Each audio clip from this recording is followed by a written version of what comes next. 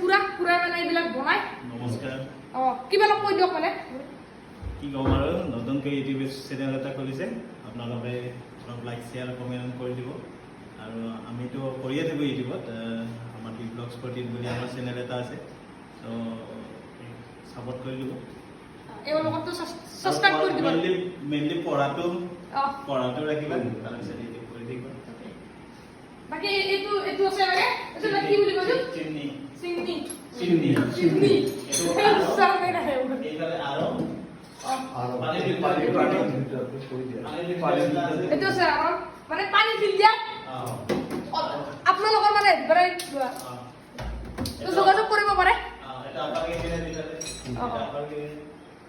কোনটো